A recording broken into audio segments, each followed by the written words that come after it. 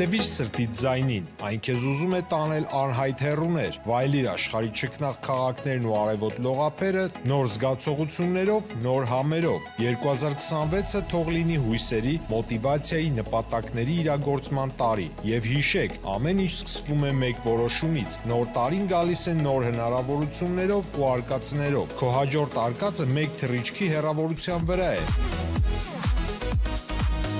Travel with M 095 89 20 48 Բարև ձեզ արգելի հեռուստադիտողներ, մենք շարունակում ենք կարևորագույն թեմաների քննարկումները, այս բան ես զրուցելու եմ Հայաստանը ես եմ նախաձեռնության հիմնադիր Նայիրի Սարգսյանից, շնորհակալ եմ պարոն Սարգսյան մեր հավերժացնելու համար։ Թեպետ ընտրություններից հետո բավական երկար ժամանակ չենք զրուցել, բայց ինձ սովորաբար քաղաքական դաշտում քիչ մարդիկ կան, ովքեր այսպես սրված իրավիճակում փորձում են ավելի adekvatության դաշտում նայել իրողություններին, դուք այդ քիչ մարդկանցից մեկն եք, ով համոզված էր, որ անկախ ընտրությունների արդյունքներից աշխատելու տեղ կա եւ պետք է հունիսի 8-ին շարունակել աշխատել։ Հիմա ընտրությունները չավարտվեցին այնպես, ինչպես ընդդիմություններ ակնկալում կամ հայտարարում, պնդում, Նիկոլ Փաշինյանը կարողացավ մնալ իշխանության,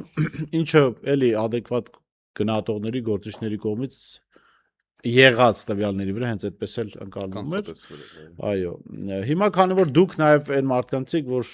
համոզված էր, որ հունիսի 8-ից հետո պետք է աշխատել, պետք է գործ անել, ընդդիմությունը մի փոքր խորհրդանական հետ է քաշված, պարտության բանը հարվածի տակ են ընկել։ Խնդրեմ դուք ասեք, ինչ եք մտածում, ինչ պետք է անի այս իրավիճակում այն հասարակությունը, որը 50+%-ով մերժել է Նիկոլ Փաշինյանին։ Թեպետ ինքը մնացել է իշխանության։ Հասարակությունը յուրաքանչյուր անգամ իր անելիքը անում է։ Ի զարմանս շատ շատերի, բայց մեր համար շատ կանխատեսելի ու մենք միշտ գովերգում ենք եւ նույնիսկ ձևակերպում ենք հետեւյալ կերպ. հասարակությունը իր հավաքական հասունությամբ եւ իմաստնությամբ մի քանի քայլ առաջ է քաղաքական գործիչներից։ Հասարակությունը վերջին եկեք 5-6 տարին վերլուծենք, հայրենիքի փրկության շարժմանը դուրս եկավ, երբ իր խոսքը ասեց, դիմադրության շարժմանը դուրս եկավ, իր խոսքը ասեց, սրբազան շարժմանը դուրս եկավ, իր խոսքը ասեց, ընտրությունների ժամանակ իր խոսքը ասեց։ Հասարակությունը էլ ինչ անի։ Այսինքն հասարակությունը ոչ թե պետք է անի, այլ հասարակությունը կատարում է։ Այդ հարցը տալուց նկատի ունի էլիտաներին, որոնք այդ հասարակության տարբեր շերտերին ներկայացնում են, ասենց ճիշտ է։ Քաղաքական եկեք էլիտան չասենք, քաղաքական ուժերը եւ գործիչները պետք է դասեր քաղեն եւ ամենամեծ սխալը, որ հանդիպում է նամանավանդ վերջին ամիսներին, սեփական սխալի չգիտակցումն է։ Այսինքն բոլորը մեղադրում են բոլորին։ Ընդդիմությունը հաջորդ ընդդիմությանը, մի ուժը մյուս ուժին, ընդդիմությունը հավաքական իշխանությանը եւ այլն, բայց երբևէ չես լսում, որ սեփական սխալներից դասեր քաղեն։ Լավ, թող չխոսեն սեփական սխալներից, թող չբարձրաձայնեն դրա մասին, բայց դասեր քաղեն եւ անդադ չկրկնեն։ Ընդդիմությունը ստախոսության մեջ մեղադրում է Նիկոլ Փաշինյանին, դա ասենք Նիկոլ Փաշինյանը քրոնիկ սուտասան է, չի կարելի արկել ձևակերպել։ Ինքը տալիս է խոստում, ընդդիմությունը սուտ չի խոսում։ Տալիս է խոստում հակառակ իրականացնում։ Այսինքն նույն այդ մեղսագրվող արարք ինքն է թույլ տալիս։ Պարոն Սարգսյան, ինձ մի բան է, ես այս վերջերս ընտրությունից հատկապես մշտապես եմ այդ համոզմունքն եղել, որ իրավիճակը չի կարող փոխվել, եթե քաղաքական պատասխանատվություն չլինի, այսինքն ստանձնողներ չլինեն։ Հիմա լավ, եղել է ծրագիր Նիկոլ Փաշինյանին հեռացնելու։ Մի քանի ուժ չեն հաջողել այդ ծրագիրը իրագործելու այս ճանապարհին։ Հիմա որը պետք է լինի քաղաքական պատասխանատվությունը, որովհետև գիտեք, ես խոսակցություն եմ լսում, որ ասում են այ որ Նիկոլը վարչական ռեսուրս չկիրառեր, այ թաղեմ Նիկոլի գլուխը, որ չբռներ մարդկանց, բան չաներ, դա գիտեք, ես ինչ եմ նմանեցնում այդ խոսակցությունը, որ Նիկոլը եթեր մտնի, ասի այ որ Ալիևը բայրակթարներ չօգտագործեր, որ բանակին հրաման չտար, որ մեզ վրա հարձակվեին կամ հարձակվելուց որ չկրակեին, մենք կհաղթեինք այդ պատերազմը։ Կներեք, հիմա պարտվել ենք 44 օրեն որպես դու իշխանություն ես պարտվել եւ մենք որպես ընդդիմություն պարտվել եք, լավ, դրա պատասխանատվությունը ո՞րն է, որը պիտի լիներ։ Դուք ո՞նց եք պատկերացնում։ Որտեղ պատասխանատվություն պիտի լինի, չէ՞ որ Նիկոլից էլ պատասխանատվություն պահանջես։ Պատասխանատվություն կարծում եմ կլինի, մեր հասարակությունը կտա այդպես իր պատասխանը, որը տեղի ունեցավ նախորդ խորհրդարանական ուժերի պարագայում, այսինքն հավաքել են իսկ քանակի ձայներ, հաջորդ ընտրությունին 26 թվականի ընտրությունին հասարակությունը ցույց տվեց, որ այլևս չի վստահում կամ վստահության քվեն նվազագույն 50%-ով իջել է։ Իսկ քաղաքական ուժերը իրենց պետք է պատասխանատվության ենթարկեն նախ առաջին հերթին իրենց սխալի գիտակցումը եւ սխալի ուղում իրականացնեն, եթե դա հնարավոր է իհարկե։ Անհնարինության պարագայում կարծում եմ արդեն պետք է իրենց տեղը զիջեն։ Եղել է ինքնական պատասխան, մեր քաղաքական իրականությունը, որ մարդը գա ասի, Ժողովուրդ ջան, այս ծրագիրը կար, արել ենք, չի ստացվել, ես պատասխանատվություն։ Այ վատը հենց նա էր, որ ծրագիրը չկար։ Տեսեք, բոլորս էինք չէ խոսում իշխանության հեռացման մասին, բոլորս էինք խոսում։ Ընդ որում այդ թվում ես հրապարակային բազմիցս հիմնավորել եմ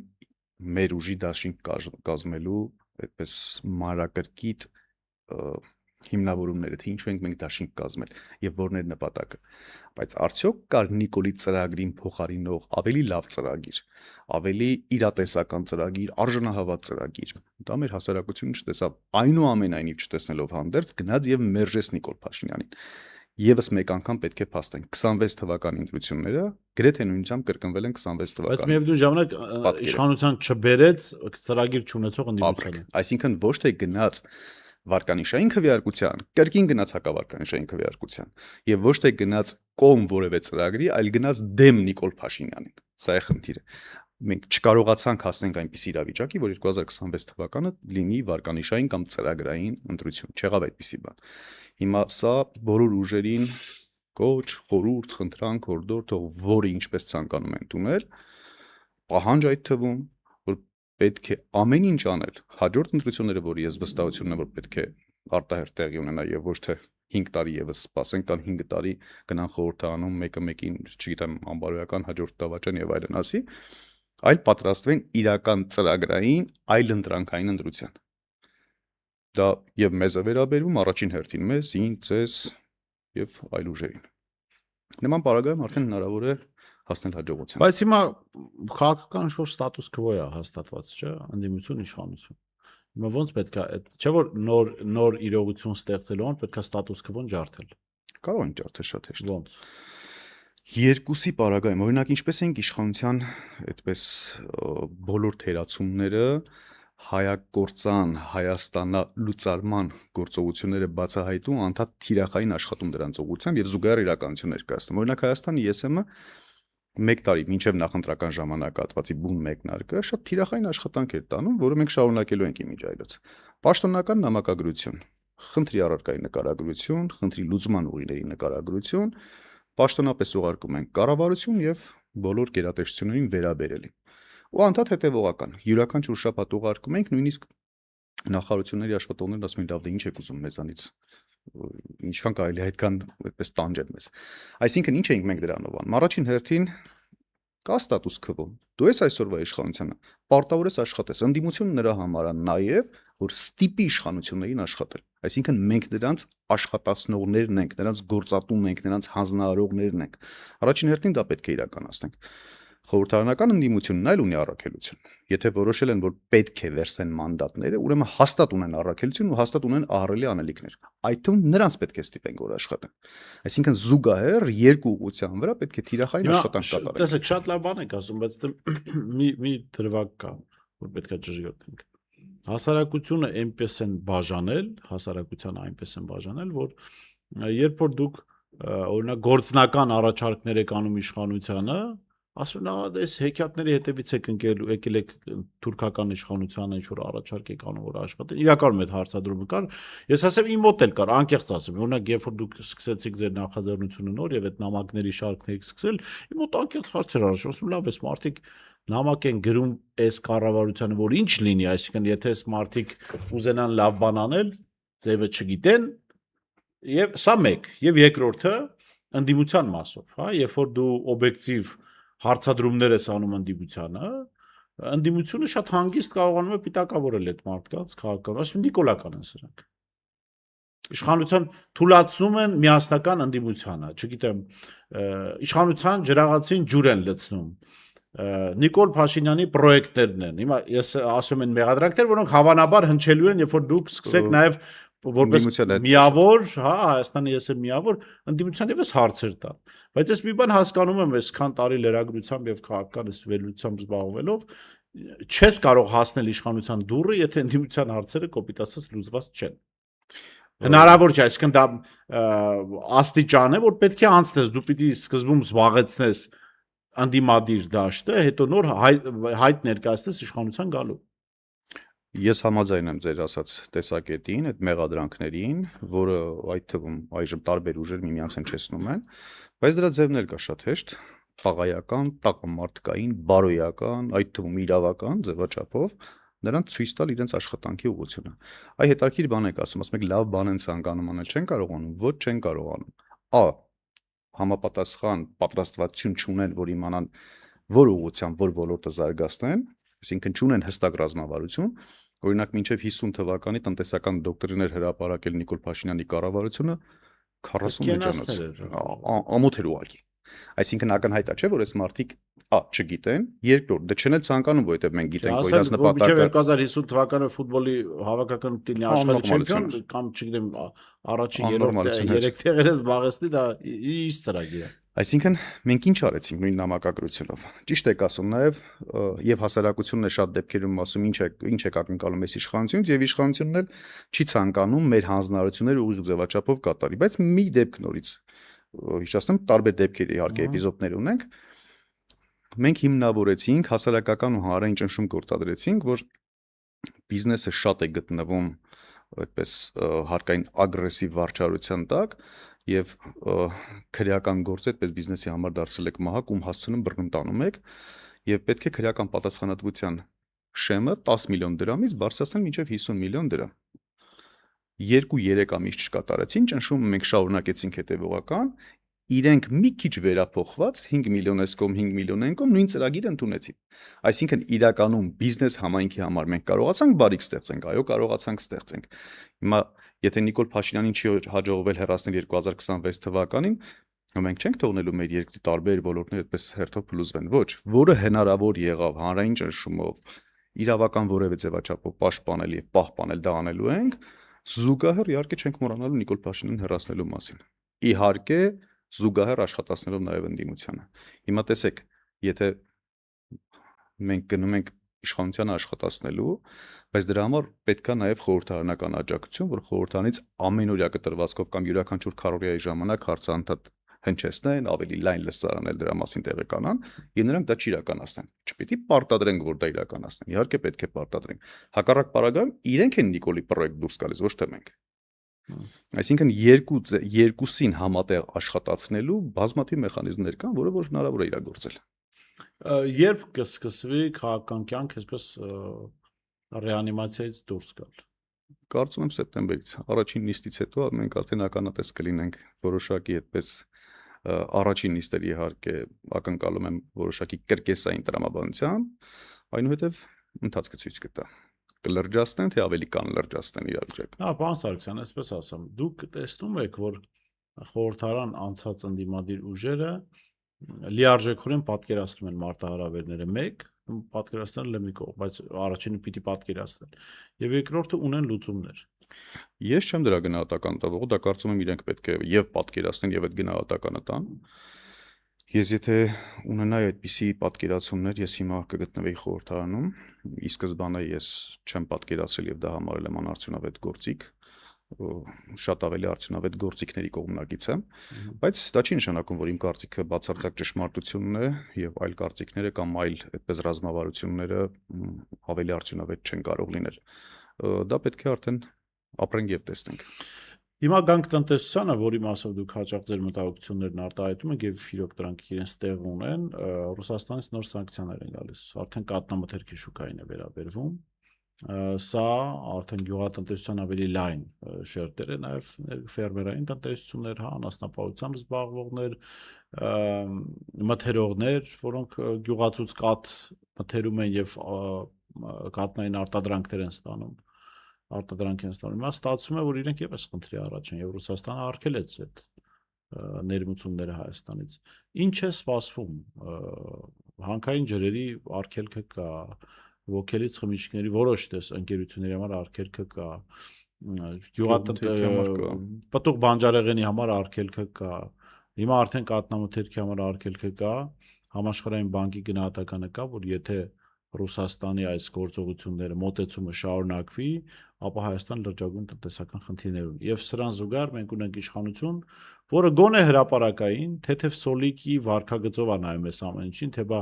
ծիրանը կտանենք Ֆրանսիա, հետո կխնդրենք Ֆրանսիայից ծիրան ուղարկեն, չգիտեմ, ծաղիկը կտանենք Հոլանդիա,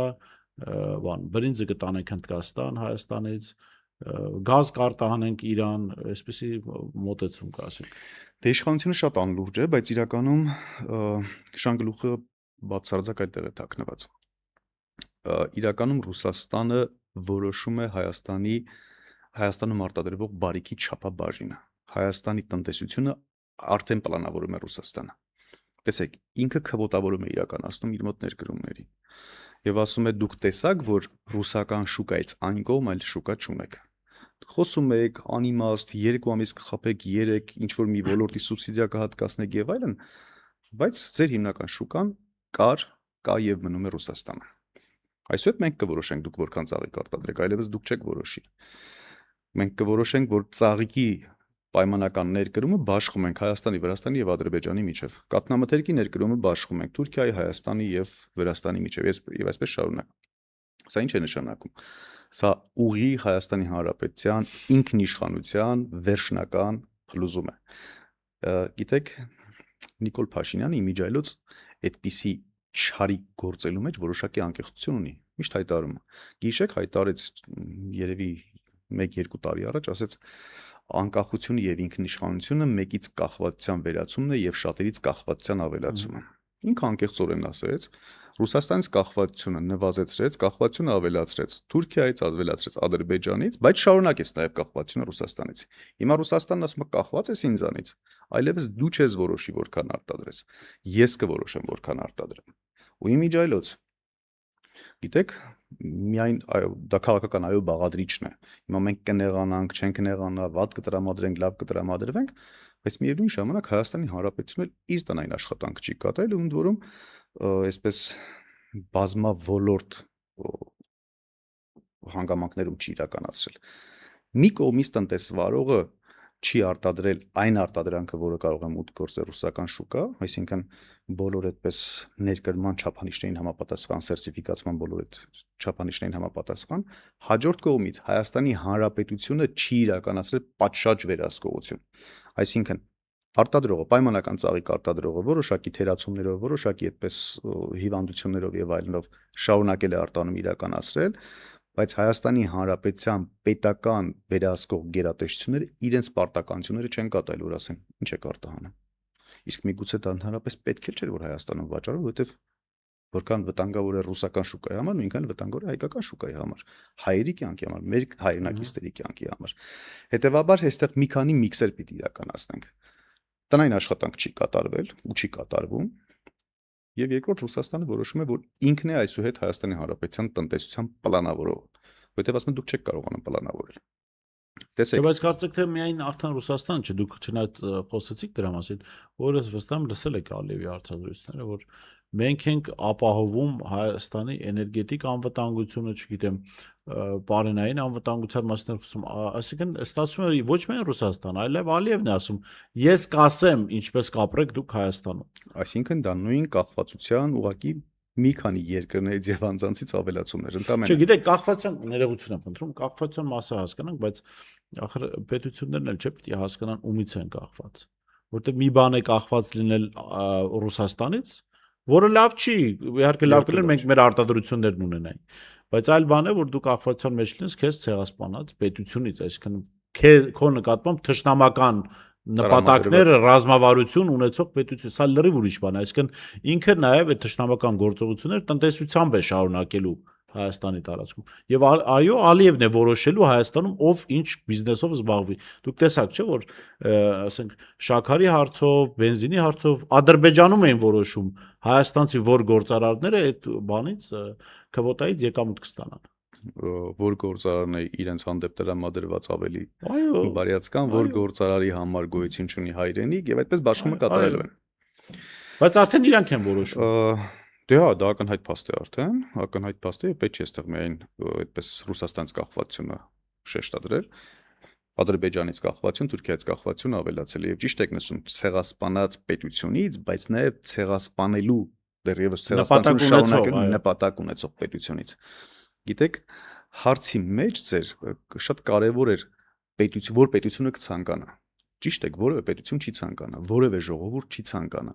բայց ինչու ենք մենք մեզ նույնականացնում կամ մեր նպատակները նույնականացնում Նիկոլ Փաշինյանի կառավարության նպատակների, չէ՞ որ նրանց նպատակը Հայաստանի Հանրապետության վերջնական լուծարումն է, Հայաստանի Հանրապետության ողնաշարն ու դիմադրողականությունը ջարդելն է։ Այսինքն մենք ունենք տարբեր նպատակներ։ Ուղղակի ինքը ունի փաթեթավորման լավ, այդպես կամ հմտություններ կամ խորհրդատուներ, որ գալիս է հայ հասարակությանը կարողանում է մոլորեցնել, խաբել, վստահությունը չարաշահելով որոշակի քվեստանել։ Եթե մենք որոշակի շերտերի բաժանենք Նիկոլ Փաշինյանի այդպես էլեկտորատը, իշխանության այդ կերակրատաշտակից օգտվողներն են, որոշակի դեռևս իրան հավատացողներն են եւ վարչական ռեսուրսի չարաշահման արդյունքում իրեն ընտրողներն են, այսինքն մոտավոր 30 աստիճան համակարգ կարող ենք բաժանել։ Այսինքն, տեսեք, վտանգավորը որտեղ է, դեռևս կան փաստորեն իրեն հավատացողներ։ Ու այս հավատացնողներին Նիկոլը անընդհատ փորձում է նույն բառապաշարով, այսպես չարագործությունը բարիքի ստեղծման անվան տակ թաքցնելով տանի պետությունը հանձնելու։ Հիմա նոր ճանապարհ են չէ կառուցում նոյեմբերյան Իջևան հատվածում, շինարարությունը կարծեմ արդեն սկսվել է։ Հիմա ճանապարհը կկառուցի, կգնան, կլուսանկարվեն, կասեն, տեսեք, Հայաստանն իր անկախության ամբողջ պատմության ընթացքում այսպես ճանապարհ չի ունեցել եւ այլն, հետո հաջորդի հայտարարի կասի, դե մեր ինչին էր պետք ոսկեպարով այդ ամբողջ ոլորաններով ճանապարհը։ Եկեք ոսկեպարը հանձնենք։ Ու այսպես խաբեությամբ տանում է դեպի հանձնման։ Ու ես դες վստահեցնում եմ, քանի որ ես նաեւ ծնունդով նոյեմբերյանից եմ, նոյեմբերյանի հասարակության կեսից ավելի չի հավատում, որ Նիկոլ Փաշինյանը հանձնելու է այդ թվում վերին ոսկեպարը։ Ես դուրս բան եմ ասում, չեն հավատում, որ մարդուն ասում ես հանձնելու է, ասում լավ ոնց կարող են հանձնել։ Մինչև որ դա կհասնի արդեն, հիմա ուրիշ ուղղությամբ են աշխատում։ Դե երբ է մերի եղել, որ Օվերտոնի պատուհանով անընդհատ մարդկանց խաբում, ինչ որ մի փուլի սկսում է հասարակությունը լինել։ Հիմա եկանք շատ կարևոր թեմա է, որի մասին ես ուզում եի ձեզ հարց տալ, ես մտածում եմ ոնց կգանք այդ խոսակցությանը։ Տեղեկատվական միջավայր, որովհետև այն ինչ որ դուք ասացիք, որ ստատուս քվոն պիտի փոխվի քաղաքական դաշտում, որովհետև իրականում թարմ նոր հայտի կարիք կա, բայց տեղեկատվական միջավայրն էլ ունի ինչ որ ստատուս քվո, իշխանական ընդդիմադիր, հա, եւ իշխանական բնականաբար պետական ռեսուրսների հաշվին առավել այսպես ազդեցիկ է, ավելի լայն տարածում ունի, բայց այդ մեդիա ստատուս քվոն էլ, տեղեկատվական ստատուս քվոն էլ պիտի փոխվի, որորակարգ փոխվի։ Չէ՞ որ կարելի է այստեղ լավ բաներ խոսալ, բայց նայելով 10,000 մարդ լավագույն դեպքում, հա, հանրային հեռուստաընկերությունը կանչելու է մի, ասենք, մարդու, որը որևէ փորձագիտական ճանապարհ չունի անցած, փորձագետ են ներկայացնելու վերջին հիմարությունները խոսելու են, նայելու են 4-500 հազար հեռուստադիտողներ։ Այնպես որ սրա մասին ինչ կասեք։ Դրա մասին այսպես ամառային ներողություն եմ խնդրում, հա։ Այս գործարարների նկատմամբ որ գործողությունները լինում են Գագիկ Ծառուկյանի մնացածների նկատմամբ, քանի որ դուք շփվում եք, գուցե նաև վերլուծել եք ձեզ համար, այդ գործարար աշխարհում կա գիտակցում, որ եթե իրենք չստեղծեն ինստիտուտներ, ու հավաքական իմաստով ինստիտուտներ, ապա հերթ իրենց թե գալու եւ իրենք էլ են մենակ մնալու, ինչպես միլիարդների կապիտալ ունեցող, տասնյակ հազարավոր աշխատողներ ունեցող Գագիկ Ծառուկյանը։ Գործարար համայնքը դա պատկերացնում է, ու գործարար համայնքը ամենախոցելի համայնքն է։ Ինքը ոչ թե փորձում է դրան ինչ որ պատնեշներ ստեղծել կամ ինստիտուտներ ստեղծել, այլ փորձում է կապիտալ տեղափոխել Հայաստանի Հանրապետությունից։ Մենք ժամանակին դա վատ ճանապարհ է։ Իհարկե վատ ճանապարհ է։ Մի քանի տարի առաջ մենք դեռևս ասում էինք կապիտալի արտահոսք։ վերջին մի քանի տարիներին փոխել ենք անվանումը, ասում ենք կապիտալի փախուստ Հայաստանից։ Սա ինձ համար անընդունելի է, բայց միևնույն ժամանակ ես չեմ էլ կարող մեղադրել, որովհետև ինքն էլ իր պայքարի այդ կամ հեշտ ասենք կանոն, հա, հեշտ ուղի է ընտրել։ Այսինքն մտածում է հետեւյալը, որ եթե ես ընդդիմանամ որևէ գործողության, ապա իմ ունեցվածքը կխլեն, ինձ կունեզրկեն, ինձ կդատապարտեն եւ այլն, ավելի լավ է դիվերսիֆիկացնեն եկամուտները։ Եվ այդպես կապիտալը հանում է Հայաստանի Հանրապետությունից։ Վերջին տարիներին մասնավորապես մեծ թափ է հավաքել դա։ Կա այլ գործարար սեգմենտ, որոնք որ չէ, դեռևս փորձում են ըմբոստանում են դուրս են գալիս եւ այլն, բայց դրանք էլ կամ փոքր խումբ են կազմում ու չեն կարողանում, կամ ինչ որ մի ձև գտնում են այդ թվում նրանց լրացնելու համար։ Հիմա կարծում եմ սեփականության իրավունքի խախտումը պետք է ահազանգ լինի բոլոր գործարարներին, որ սեփականության իրավունքի անխախտելիության դեմ պայքարի դուրս գան։ Միկրոից մինչև խոշոր գործարարներ։ Բայց համախմբումը կարծես թե չկա, համախմբողն էլ կարծես թե չկա, բայց մենք ապագայում պլանավորում ենք գործարարներ թուրիզմին աշխատանք։ Քննարկումներ սկսել են գործ փակ թեկուզ քննարկումներ, եթե չկան վախենում են, որովհետև յուրաքանչյուրից հետևից մի քանի մեքենա է, չէ՞ պատտվում անընդհատ։ Շարժեր են վերահսկում, իմ ձեր գործարարների, ովքեր քիչ թե շատ լավ միջին կատեգորիայի գործարարներ են, անդադ նրանց հետևում են։ Մարդիկ նույնիսկ փակ սենյակներում, որտեղ չկա հեռախոսներ կամ այլ տեխնիկական միջոցներ, մարդիկ վախենում են խոսել։ Ես դες դա ասում եմ ոչ թե կանխատեսելով, այլ փորձարկված։ Չեն խոսում եւ վերջ քաղաքականությունը թողում ենք սրանց բան չասենք, լսում են հիմա, չգիտեմ, անօթաչու թռչող սարքերով են նույնիսկ լսում լասերներով եւ այլն ու վախենում են։ Ինչ վերաբերում է արդեն տեղեկատվական հոսքերի կառավարմանը, այսինքն գործարար համայնքին այստեղ չենք կարողանալու բերենք տեղեկատվական հոսքերի այդպես ինստիտուտներ ստեղծելու։ Մենք ինքներս պետք է անենք եւ այս ժամանակահատվածը համարում ենք մեր համար Հայաստանի ամառային արձակուրդային, բայց տնային աշխատանք կատարելու ժամանակահատված, այդ թվում փորձարկումներ կատարելու։